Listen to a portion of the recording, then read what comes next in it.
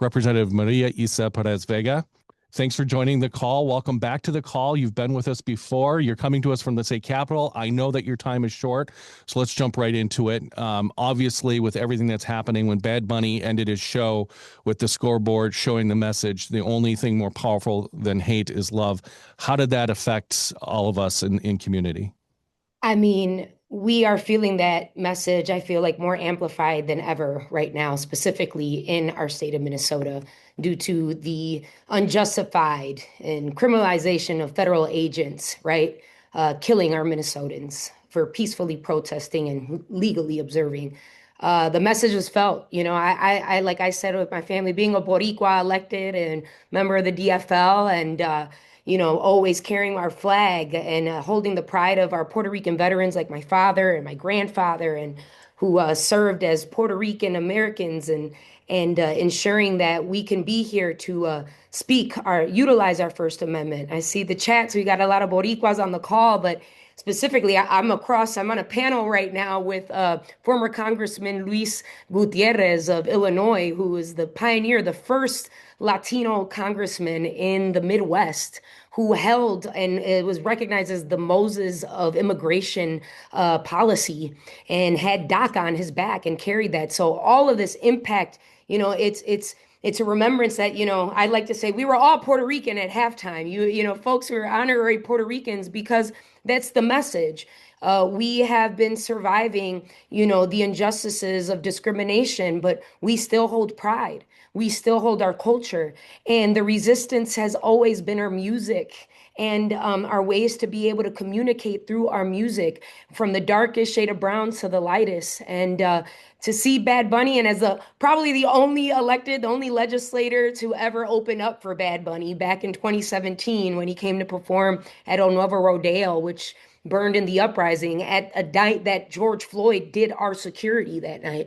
It just really reflects as a Minnesotan, as a Puerto Rican, as a Boricua, a Soda Rican, to say, we're all unifying under this message and that we are all one. And even more in this time, thank you to Benito. Thank you to Bad Bunny. Thank you to the elders. He had our elders from our diaspora to La Isla standing up for justice and in solidarity. And the impact that that gave to us in that room of our Super Bowl family watch, we felt free for 8 minutes because it's been so hard. And I know you know it, Richard, but it gave us freedom, it gave us inspiration, and it also told folks this is why elections matter. Well said. So well said. Latino-owned businesses are the backbone of our communities. What do we need to do in Minnesota to support them at this time? What's your advice to folks on the call? Support them. Even if you have a refrigerator full of groceries, there's families that don't right now. We have a great network in my district of 65B in St. Paul, and the first Latino district in the state of Minnesota, the only Latino cultural district to amplify that really built the Latino economic development in Minneapolis and throughout the state of Minnesota. And so, we've been going from Twin Cities into rural Minnesota to talk with our Latinos who are scared and whose businesses have been amplified. So what you can do is support them in any way. If you have the luxury to not worry about groceries, there's networks like the Neighborhood House and El Burrito Mercado that are now doing gift cards for families and deliveries, and West Side Community Organization, and even the Immigrants Defense Network with a van that if folks need transportation and Unidos, I mean, we're collectively working because businesses in Minneapolis alone, $100 million has had an economic drop on our businesses. And in St. Paul, those are not in single digit numbers, they're in double to triple numbers in just a month, Richard. So, this is hurting our overall economy, and this is way more than immigration. Mm-hmm. Well said. Well said. Well, now that ICE and Minnesota has captured the nation's attention, what is important for the country to know right now about what's happening in Minnesota? I want the country to know that Minnesota is strong and we are unifying, but we are in for a long run. This isn't going away anytime soon from the steps and the conversations that I'm in at the state as we prepare for session on Tuesday.